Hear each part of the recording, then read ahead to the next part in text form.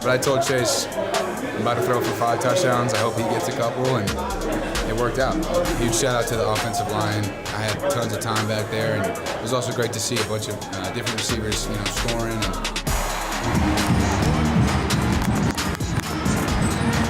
All day! All day!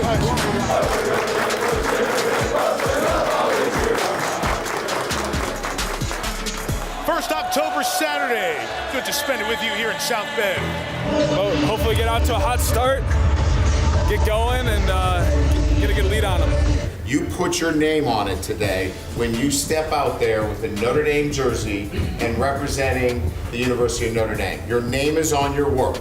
Let's go have a great afternoon. Let's get everybody to understand there's one standard. Jameer Smith, the back, 1st and 10, Ian Book, looking end zone, touchdown, Tommy Tremble. 3rd and 10 against a 4-man rush. Jones got right through the block by the running back. They gonna figure it out. They gonna stop putting it back on you. You feel me? Book takes the snap, play action, throws across the middle to Komet. Colt Komet dives into the end zone. Touchdown, Notre Dame. Yeah, I got a seam on it. The backer triggers on it for the run play. I know he's going to throw it right on me, and that's what happened. So it worked out pretty well for me. Yeah, so this is a good game to, we wanted to execute coming out here, so this was a good game to get all the pieces of the puzzle together. I thought the offensive guys did that. The offense looked good today. We did what we were asked, and just kind of focused on ourselves, and we're able to put some points on the board. And it's always fun when receivers score. We get excited for each other. I think I might start doing it. That was actually funny. For me, this week was really just about, spreading the ball around the field, going through my progression, and getting the ball to the playmakers. Fake the touch pass there from Book. Nice touch on this pass to Brock Wright. Gets a chance to make a catch and make a run. I know all the receivers are going to be in the right spot at the right time. We work so much on it. We work on our chemistry so much. I went through 3 reads before that and found Javon in the perfect spot like he's supposed to be. So it just shows everyone doing their job, and we're going to find success through that. We just played our game, played our style of football, and we was communicating on the field. So I think those are key factors in the win. And I'm just proud of the defense, the way we performed tonight, and we just got to keep moving forward as the rest of the season goes on. Julio Naquaro, he's going to be the guy to get through.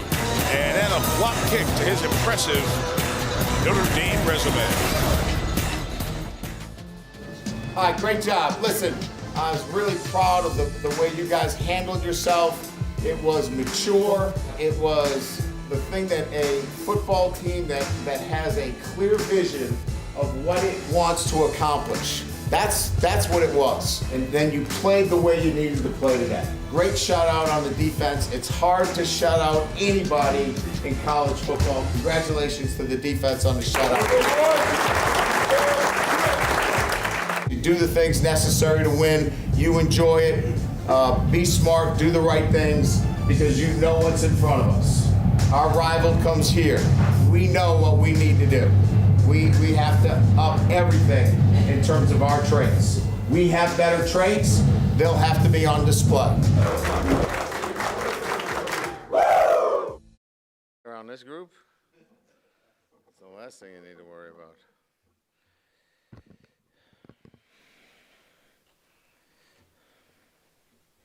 Sure you'd like me to start with about a 15, 20-minute recap of Bowling Green? Probably not, I wouldn't think. Although I was pleased with our guys and the way they handled themselves and stayed focused and prepared. We're able to, obviously learn more about our football team as we prepare for USC this week, and preparing for, a team that is very, very deadly on offense, in the sense that they can make you pay if you are not prepared and playing every single play. And it bears itself out on film. Washington's doing a great job really, playing every play, and they just let their guard down for one play, and Pittman goes for 44 yards on them. And that's the kind of offense they have. And I think Coach Helton is to be commended for obviously having one of the top passing offenses in the country, having gone through a couple of different quarterback situations. To bring some stability to the offense after losing your starting quarterback, and then, having to go to a true freshman, and then, certainly having to play Slovis and Fink. He's done such an incredible job. I think you start there offensively with, the best wide receiving core that we'll see all year, without question. And, the trio of Pittman, Vaughns, and St. Brown, just very, very talented group. And they complement each other extremely well. Pittman is explosive, gets down the field, big play receiver, catches everything that is thrown his way. Vaughn's obviously has got great length, it's a matchup issue. And then St. Brown in the slot is physical, competitive, does all the tough jobs as well. So just a very, very talented group of wide receivers. Again, the best group that we will see and many of us see. And now the thing that they have, obviously, with their new offensive attack, it puts you in a very difficult situation in terms of how you're going to defend them, which opens up the running game. Malapia and Carr are two outstanding backs.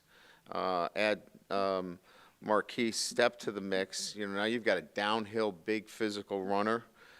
Carr with elite speed, naturally gifted, can come out of the backfield. And I think Malapia, a very underrated back that can do all the jobs for him. So very good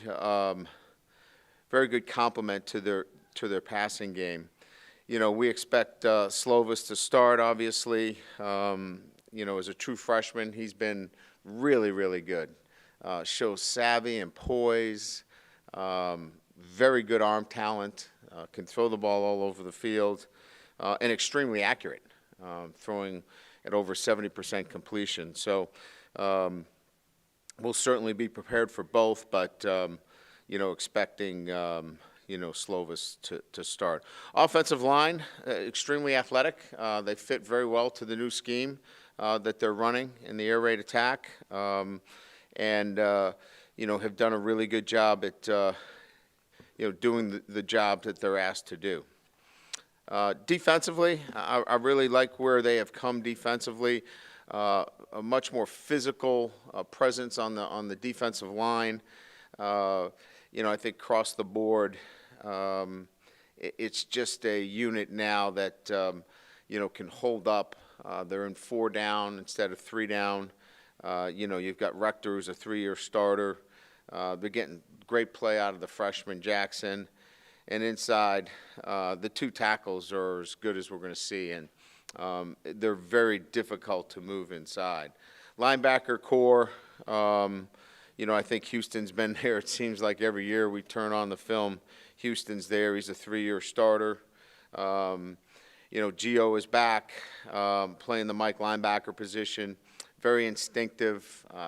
They like to pressure him off the edge. Another very, very explosive player for them.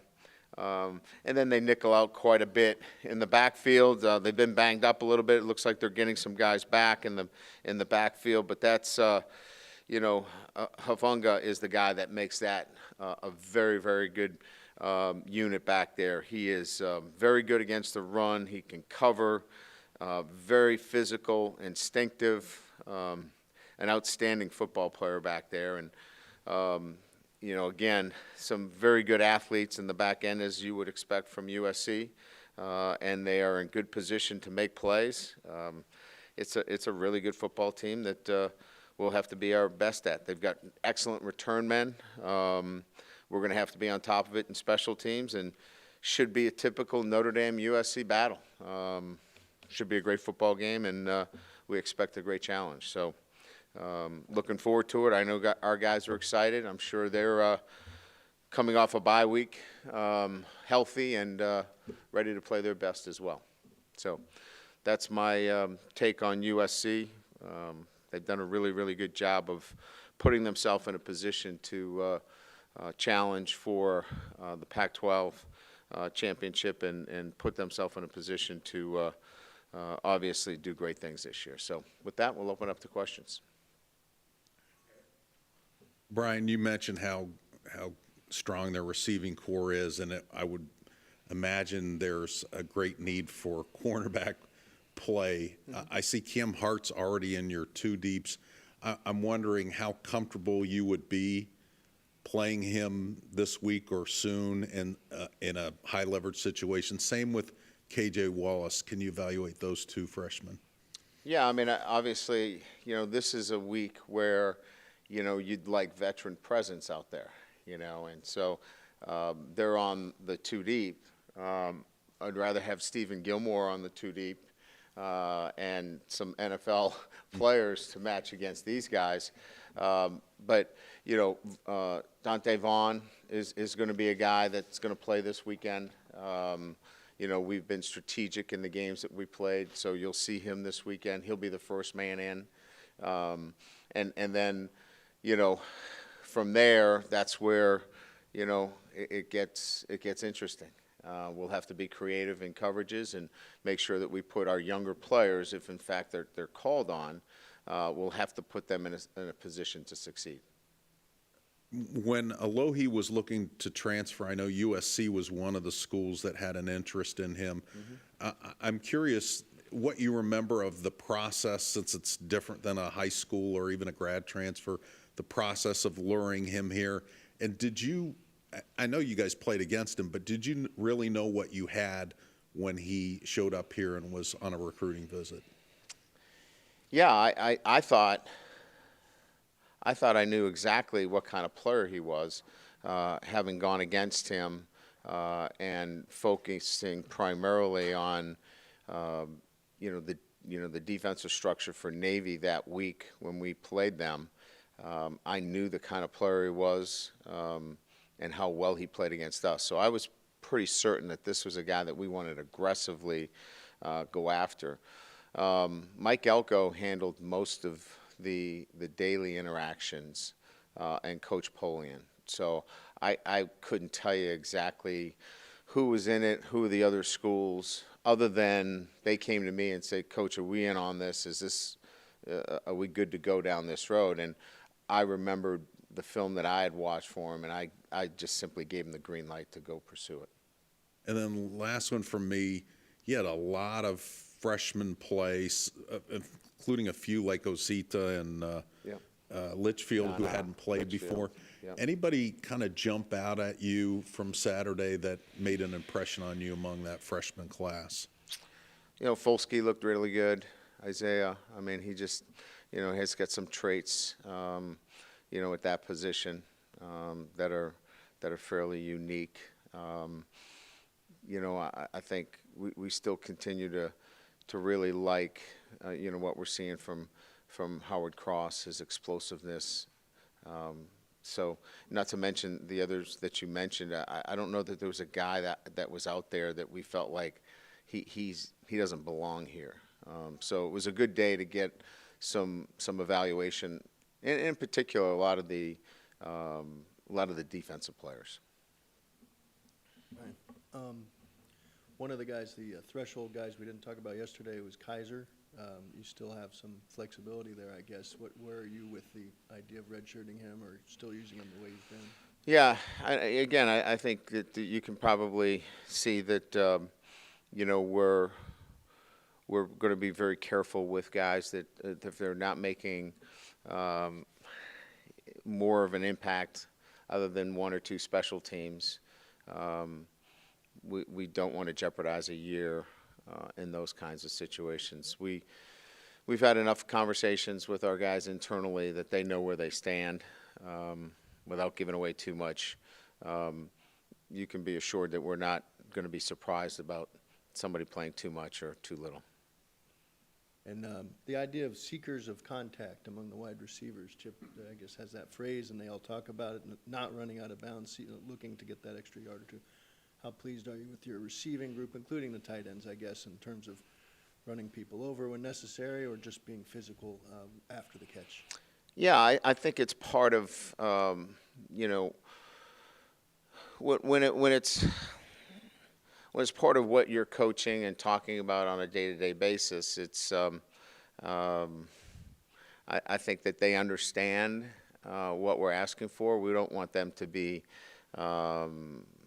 foolish and initiating contact when it's not necessary. But if there are yards out there to gain by being physical, we want them to do that. And I think all of them clearly understand that there's more playing time for those kinds of players. And so I think they clearly have the message about how they can earn more reps if they show a physicality to their game.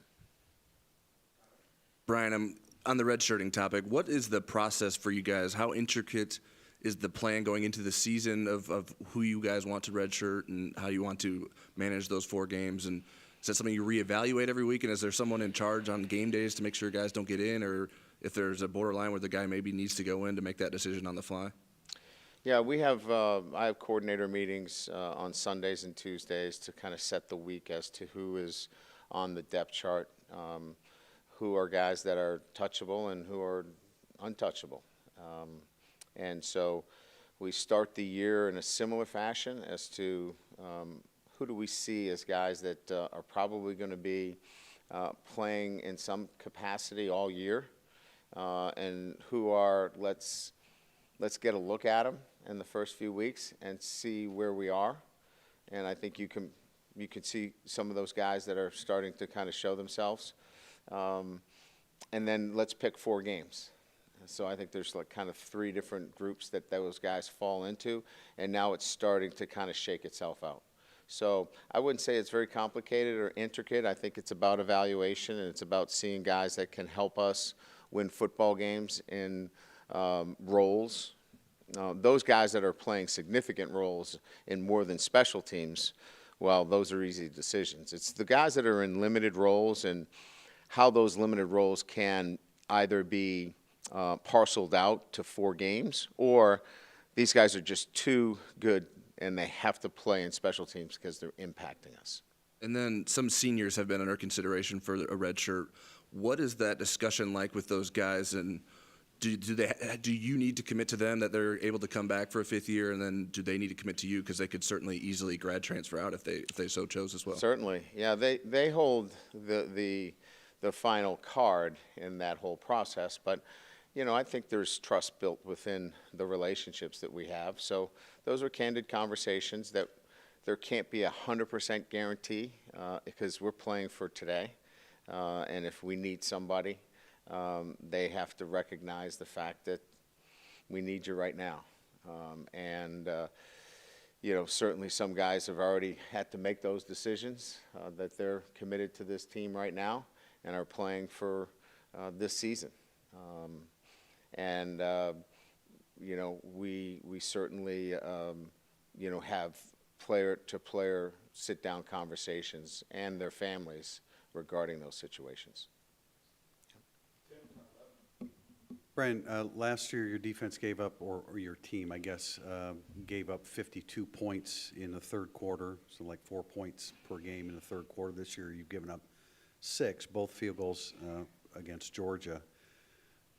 I'm sure that can't be a coincidence. You know, I think that there's we were looking at the numbers, you know, last week, and they obviously told a similar story.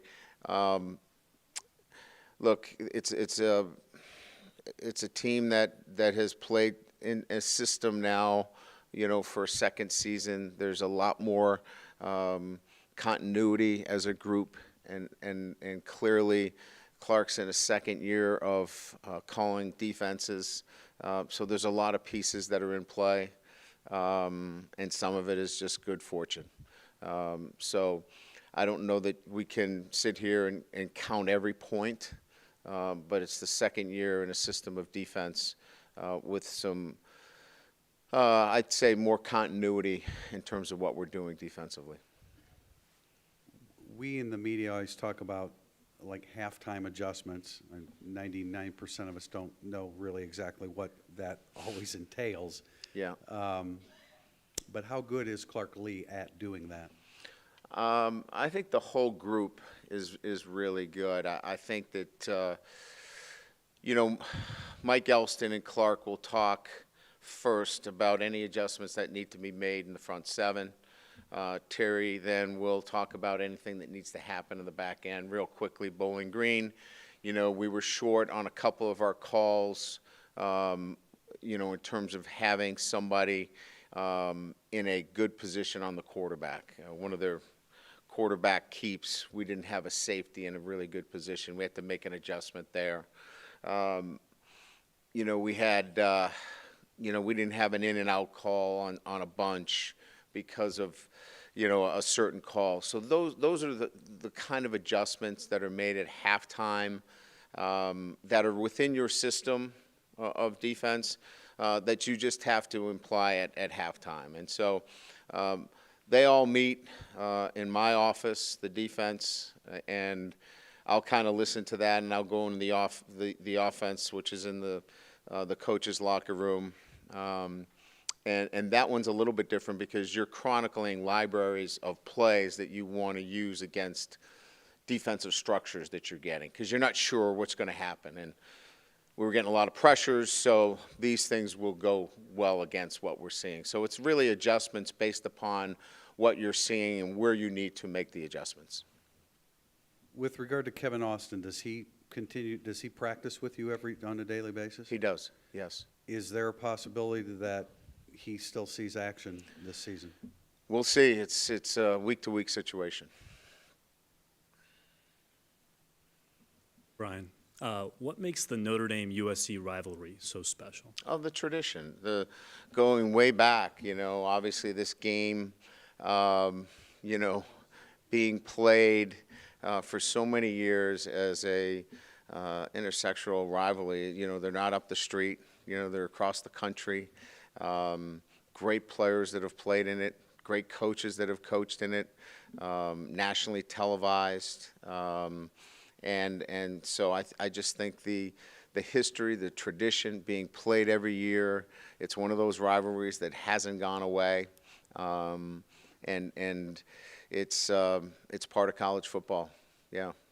How dynamic is a player like Jaffar Armstrong, and what will he add to the offense if he plays on Saturday? Well, he's a dynamic player. He just hasn't played very much, and I don't know that we can expect him to throw on a cape and play like Superman this weekend. There's going to be a process of coming back, especially at the running back position. You can't go from not playing for 6 weeks and then have a workload of 50 plays. If we could get 20 plays out of him, that would be terrific. We'll see how things go this week. We will put him in very competitive situations. I think I talked about that after the game, and we'll see how he responds to those competitive situations.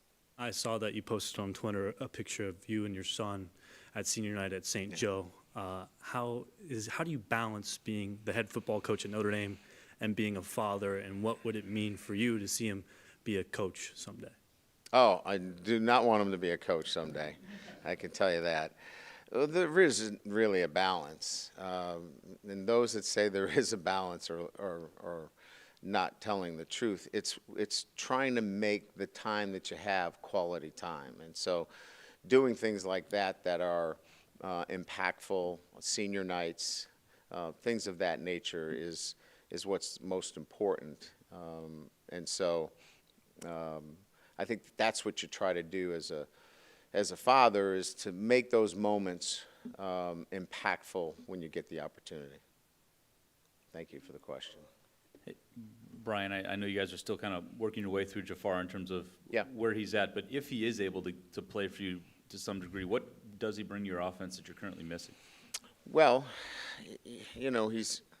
first of all, he was a trained wide receiver in high school. So, we start with really good sense in the passing game, ball skills, route running. The second element is he's explosive. And when I say explosive, it's the combination of speed and power. He has top-end speed as good as any of the backs, and he's over 220 pounds. So explosiveness, the ability to obviously route run and catch the football, very smart and a highly competitive individual. That's a pretty good resume, you know, for that position. When we originally talked to Cam Hart last fall, he indicated that he was looking to play cornerback. He thought that was his best future position. Was that shift initiated by the staff because of need, or did he also approach you? Because it probably is an easy buy-in. Yeah, this press conference is starting to sound like everybody just kind of makes their own decisions. But it's not that really easy. You know, I think in most instances, these are conversations that we have one-on-one, but we're suggesting in most of these instances what might be the best interest of the individual, whether it's redshirting or coming back or changing a position. And in this instance, we were suggesting to Cam that it might be in his best interest to play corner. Now, if he balked totally and said, that's not for me, that's not what I want to do, that doesn't sound right to me, we would have had a subsequent conversation to lay out to him while we thought. But today I think it's really about trying to, you know, have a genuine conversation with your players about why you think it's in their best interest. And then they have to commit to it. So in this instance, Cam was committed to making that switch. You said you went through an evaluation to see that. I mean, you don't see many 6'2½", 208-pound cornerbacks there. What did you see that make you believe his skill set would fit well there? Yeah, balance, agility, change of direction. So the ability for somebody long to transition from back pedal, because that's the biggest thing. How you can flip your hips and then break out of your back pedal on the football. And then there has to be a natural, a kind of easy movement, if you will, in doing so. And there was a lot of ease to that movement, those transitions. So Terry and Todd and Clark and myself all felt like this was going to be an easy transition for him, and he's still got a lot of work to do.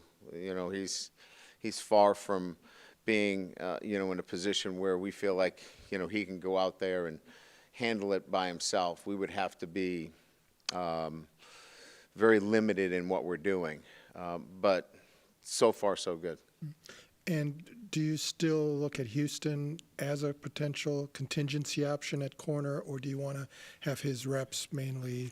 We'd rather not. We'd rather not. We need him at safety and playing inside for us, so we would not be doing him a service if we were moving him outside. So you see his future permanently at safety, likely? You know, I would be careful about anything permanent, but right now our focus is working him inside. Thank you. USC's offensive system, how does it pressure you in different ways with Graham Harrell there? Yeah. And I guess if you look back at last year's game, how much they threw the ball, what did Clark learn? What did you sort of learn about your defense? I mean, they had a lot of success, but nothing really got behind you. Yeah. Yeah, there's a couple of layers there. So it really wasn't necessarily the same system, but they did play like that against us, where the ball came out quick. There were free access throws. We kind of morphed into trying to keep the ball in front of us. This is a bit of a different offensive system where large splits. They are keeping pressure on you. It's a very fast tempo.